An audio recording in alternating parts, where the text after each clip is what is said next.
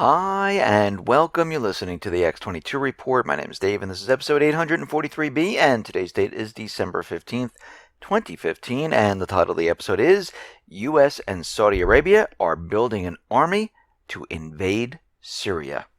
Let's get into the economic collapse, political, and geopolitical news. Now, as more and more people wake up and they realize that the economy is falling apart, war is getting ramped up with Russia, with China, with North Korea, with Syria, Obama's approval rating is near record low, as 70% of the U.S. is saying we're on the completely wrong track. And I completely agree. We are on the wrong track. The U.S. government, the government employees, they're not working for us. They're not doing things in our best interest. They're taking their orders from the central banks, from the corporations, from foreign governments. They've done nothing to improve this country. Actually, they've made it worse. They've done a lot to help themselves. They've done a lot where they're doing very well. But when we look here, we're not seeing it. We're not feeling it. The middle class right now is completely destroyed. Healthcare is a complete mess. The everyday person can't even afford the premiums and the deductibles. And right now, what they're trying to do is they're trying to control every aspect of our lives. What we say, how we say it, which is called political correctness, the flow of information, control of the internet, social media, the creation of money, currency, and they need to take the weapons away from the people to have absolutely full control over the people. And right now, the White House is doing what they did with Common Core. They're courting the nation's governors, going to the states to push for the president's gun control plans. Biden is leading the charge. He's talking about better enforcing gun laws at the state and local levels. And we can see already they have a couple states that are already on board, like Connecticut, where they're saying, oh, we're going to tap in to the no-fly list. We're going to get those people. They can't buy weapons. And, of course, that list, basically, you're not committed of any crime. There's no charges. You're not in front of a jury of your peers. You're just put on a list from the government where they believe that you might be a terrorist or something else, but you're going to be on the list because what are the qualifications to get on there? You don't agree with the government. You're a patriot. Anything else that doesn't agree with them, you could end up on this list. And how do you get off this list? No way of knowing. Someone has sued to get off the list, and they were finally removed from the list. I wouldn't be surprised if they're put right back on. But we can see at this point, they're trying the backdoor approach to get all the states on board for this. And again, the founding fathers were very smart. They specifically said that the people are born with these rights. Now, we know the government, the central bankers, they're continually trying to override these rights by creating more and more laws. Basically, they're infringing on it, but they can never override it, because if you look at the Supreme Court case, Marbury versus Madison, anything that is repugnant to the Constitution is null and void. So anything that they put out there is completely null and void at this point. But they want people to believe they have the power to do this. Well, we, the people, have to stand up and say, no, you don't have the power. We have the power. We have the rights. We're going to keep them.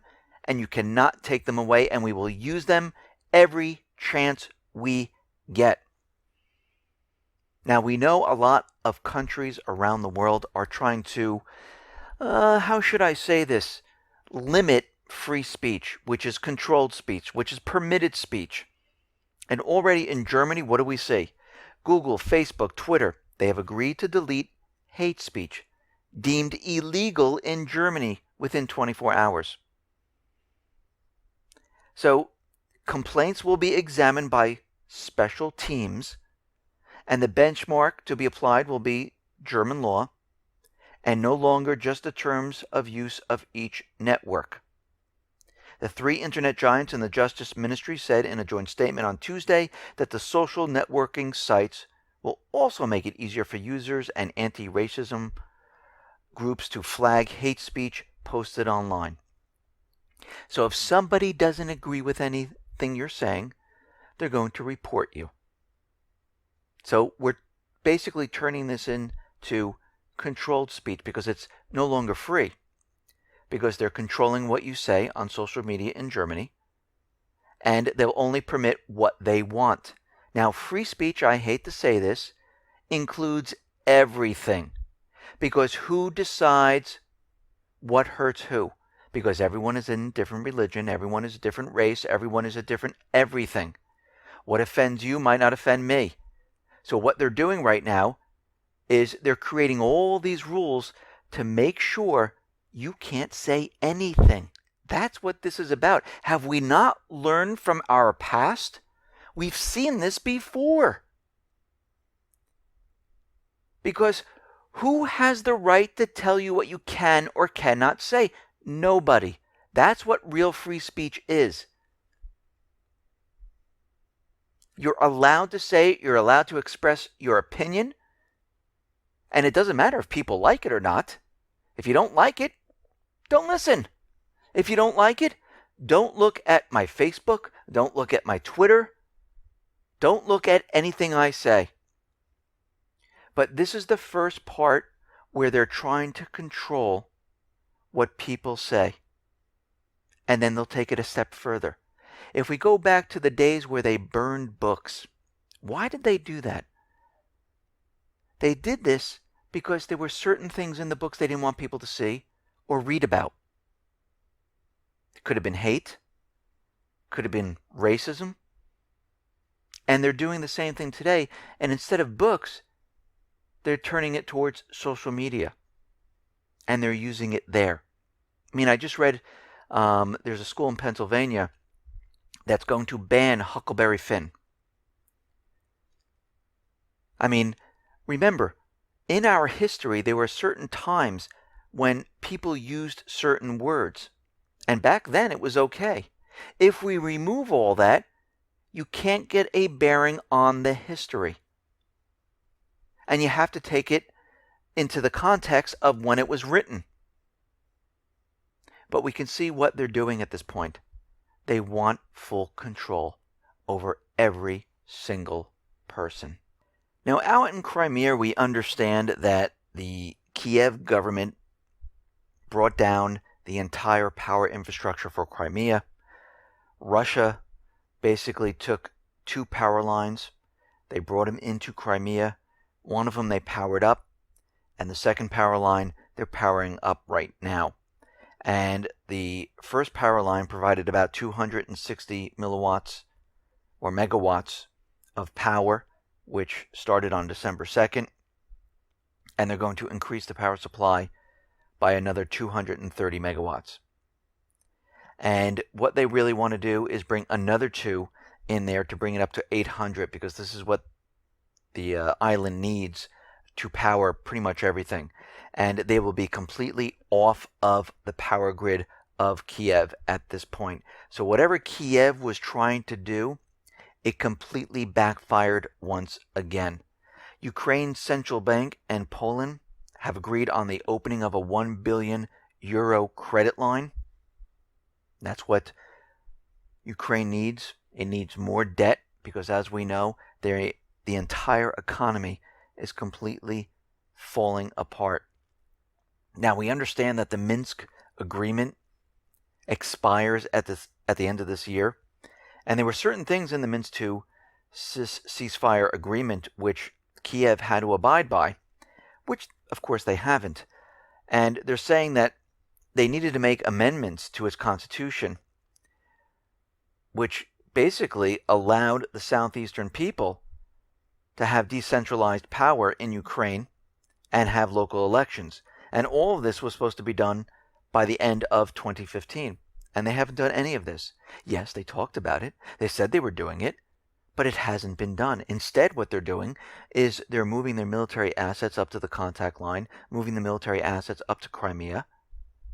We see them parading around Grad rocket launchers, and they're shelling the Donetsk and Lugansk area once again, which tells us from all this training that the U.S. and other nations have done inside of Ukraine for the Army, the National Guard, and special op teams for the police inside the country, they're getting ready for a major offensive.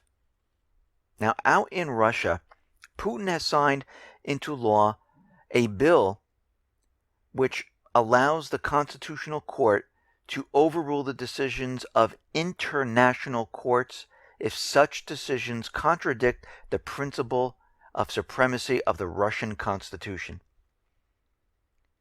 Well, we should have that here in the United States because we understand that John Kerry signed the UN Arms Treaty, which completely goes against the Second Amendment. And the Obama administration is trying to get that UN Arms Treaty through the Senate. And right now they're having a very tough time, and this is why we're seeing all these events occur to try to push these laws through. And in Russia, the new act published on the government website says the Constitutional Court will look into every decision of any intergovernment body based on international treaty and find if it matches the Russian Constitution and the rights and freedoms guaranteed by it. But here in the United States, we're seeing the opposite occur right now. The United States is planning to sell destroyers to Taiwan. China is objecting to this, and we know why this is occurring, because they are provoking and pushing China. If you've noticed, Ashton Carter has made the rounds all around the islands around China. They're pushing their objective with the Spratly Islands. They're bringing in military assets. They're bringing in missile systems. They're setting up bases, and they're selling more and more military equipment to these countries because they are preparing them and getting them ready for the next war. Now, the International Atomic Energy Agency officially closed its probe into Iran's past nuclear activity. The IAEA basically has reported they have no credible indications of activities in Iran relevant to the development of a nuclear explosive device after 2009. The agency head also said the IAEA had not found any credible indications of the diversion of nuclear material in connection with possible military dimensions to Iran's nuclear program. And we can see at this point in time, those foreign governments that didn't want the sanctions lifted, that wanted the overthrow of the Iranian government, set up a lot of propaganda networks, tried to convince the world that they were creating a nuclear weapon, and guess what? It turns out they were not. And we can see Israel, the United States, UK, they spread a lot of propaganda to get their way, to have regime change, to push their agendas. I mean, in Africa right now, it turns out the Obama administration has overseen an unprecedented expansion of American military might on the African continent, with dozens of bases and outposts opening there since he took office. November 17th investigation by Nick Turse, a journalist and American military scholar, found that the United States maintains at least 60 bases or military outposts throughout Africa. Some are currently being utilized. Some are held in reserve. These bases, camps, compounds, port facilities, fuel bunkers, and other sites can be found in at least 34 countries, more than 60% of the nations on the continent. Many of these countries are corrupt, repressive states with poor human rights records. But again, the United States government central bankers doesn't care about that. Yes, they do a lot of lip service to the countries they're trying to have regime change in, but those countries that they control, they can do whatever they want. Even that figure does not fully encompass America's reach in Africa. According to Nick Terse, the U.S. military operates offices of security cooperation and defense attaché offices in 38 African countries, while 30 others have agreed to allow U.S. forces to use their international airports and refueling centers. So we're looking at this and we are seeing that they have spread all over the place and they are preparing to use all of this in the next war. And of course, people have been reporting on this, saying, yes, we have bases all over the place. And the Pentagon has denied this for years. And guess what? It is all true. Now, out in Libya, we understand the U.S., Qatar, Turkey, they are airlifting the Islamic State out of Syria, bringing them into Libya. And all of this is in preparation for the United States and the coalition forces to go into Libya. And the other reason for this is we have to remember the Russian government is bombing the proxy army for the United States government. They are destroying them. The oil revenues in this area in Syria and Iraq have declined. We see now that the Islamic State is showing up in Libya, and their main mission is to capture the oil fields, the ports. Why? Because as they lose their revenue in Syria and Iraq, they need to pick it up someplace else. And this is why they're in Syria right now. French defense minister has now said that the Islamic State has started to move inland. Their territory extends about 155 miles along the coast, which they've captured all the ports and everything to control the oil going back and forth. And now they're starting to move inland. This is all in preparation to capture the oil fields, to continue to bring in the revenue they need to operate. Because where else are they going to get this money? From the U.S. government? From the British government? From Saudi Arabia? No. They need this revenue to operate. And the French has already done reconnaissance missions. They're already spotting out where, not the Islamic State is, where they need to go into. And it looks like they're preparing for all of this. And of course, what will happen eventually is Russia is going to say, whoa, the Islamic State is in Libya. The Islamic State is in Lebanon. It's in all these countries. Then we will ask these governments, do you need help? We can come in and help and get rid of the terrorists. And this is something the United States does not want. Now, the real reason Washington wants Assad to go, they don't want to have an election. They don't want to see democracy in action in Syria because they're very nervous. Even though Obama continually says that Assad has zero chances of winning the election, well, he did it back in 2014. If Russia and Assad get rid of the Islamic State, guess what? The people are voting for him, and they know this. So they don't want democracy. They want to decide who gets to rule over Syria. So think about this. The U.S. president is denying the Syrian people the right to democracy because Washington knows better. Didn't they do this in Ukraine, in Lebanon, in Libya, Yemen, and many other countries? Yes, they have. They don't believe in democracy. Don't listen to what they're saying. Look at their actions. Now, the Syrian army has freed key areas close to the Turkish border. They have the Aleppo air base operational once again. They are having helicopters fly in and out once again as they push the Islamic State away. The Russian military has now destroyed over 1,200 fuel trucks. Since September 30th, the Russian aviation group in Syria has destroyed all of those fuel trucks carrying illegal oil. 6 illegal oil fields controlled by the terrorists, as well as 7 columns of fuel trucks carrying oil products have been destroyed over the past 3 days. Why was this so hard for the United States? Because they never wanted to destroy the convoys. It brought in the revenue. Now, NATO, the United States, Saudi Arabia, Qatar, they all have a master plan here in Syria, and they're staying on track with this plan.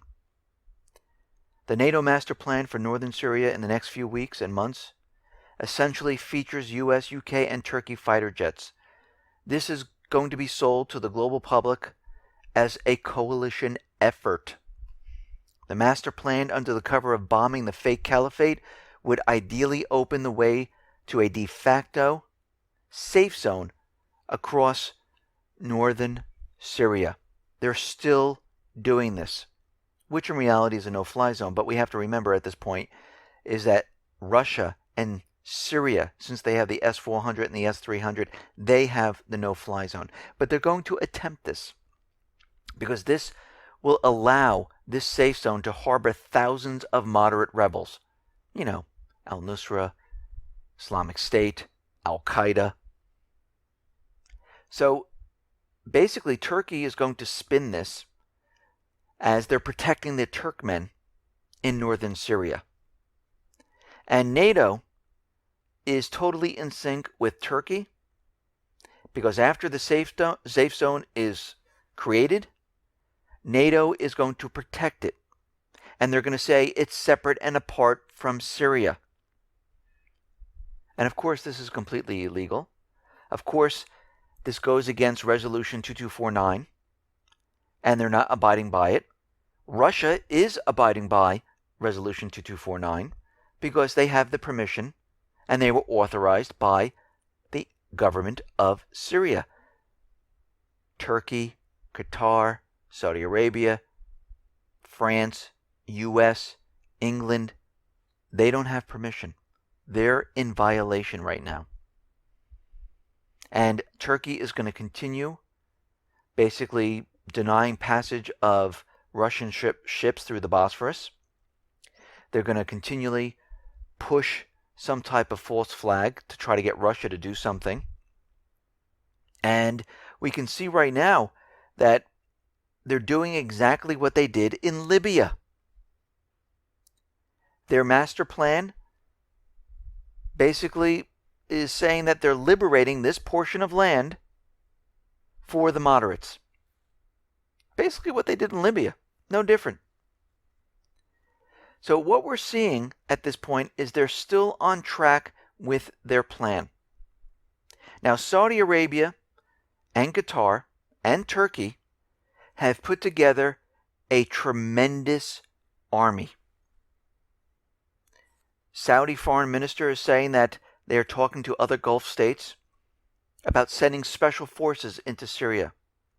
They're saying there will be an international coordination with major powers and international organizations to go into Syria and to control Iraq. Well, I don't think Iraq needs control. They're saying they don't want Turkey or the U.S. in there.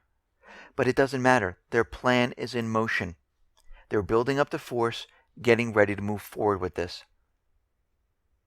We're going to have to watch this situation very, very closely. I don't think it's going to be that far off that we see some type of an event occur, which they use the excuse, the reason why they have to bring these forces in. Now, teenage computer experts were poking around and they were looking at extremist social media, and they tracked the IP address of the social media accounts to certain addresses. Now, they linked back to Saudi Arabia, and they were like, okay, it's Saudi Arabia, the Islamic State is there, they're putting out, all this propaganda, and they took it a step further. They decided to look closely at this, and they linked those IP addresses to other IP addresses, and those were in the Department of Work and Pensions in the UK. So the British government admits that they can't stop the Islamic State using their internet addresses. But these IP addresses were sold to Saudi Arabia. They knew exactly what they were doing. They knew exactly how to use social media to make it look like the Islamic State is out there. And I'm sure this is not the only example. I'm sure this is all over the place because there are other hackers that are linking the IP addresses back to Washington and government agencies. We've seen this before. And they continually track it through all of this. And it turns out, guess what? Since the Islamic State is the proxy army of the United States government central bankers, where do you think all this propaganda is coming from? The governments. To try to convince everyone that this terrorist group is bigger than life. Now, there was a huge, huge scare out in LA. And then there was another one in New York City. And that one turned out to be a hoax. And now we see the one in LA. Even though they said it was a credible threat, it turns out to be a complete hoax in LA. They closed all the schools. Nobody had school today. And I know in many areas right now, a lot of school districts are having midterms. I wonder if someone called this in to get out of the exam, or this was being used to push fear all over the place. Now, the U.S. government, they are preparing. They've been preparing since 2008, even before this, but they ramped it up after 2008. And what we're seeing right now is that certain agencies, the Department of Health and Human Services, HHS, says it needs to add 4 additional preparedness tools to the Strategic National Stockpile. They need to add equipment to treat severe burns on human bodies in a post-nuclear disaster event. Included among these 4 products is Silverlon, a silver impregnated nylon bandage that will be used to treat first and second degree thermal burns. The federal government has also been purchasing massive stocks of emergency vaccines as well. They've been ramping up on their food supplies. They've been ramping up on anthrax, smallpox, botulism. Do they know something that we don't? Well, we do know what it is. They know we will be going to war. They know eventually it will be nuclear. Now, this could be done right now to make it look like they're treating some type of false flag. Because, as we know, the next false flag that is coming will include dirty nukes, chemical weapons, biological weapons, cyber attacks. And then we know that this will go nuclear. But they might be stocking up on this for these type of attacks around the country. And they're adding these preps. They're adding more food because they know eventually we will be going to war. Listen, everyone, thanks a lot for listening. Be well, be safe, and especially be prepared. Thanks a lot.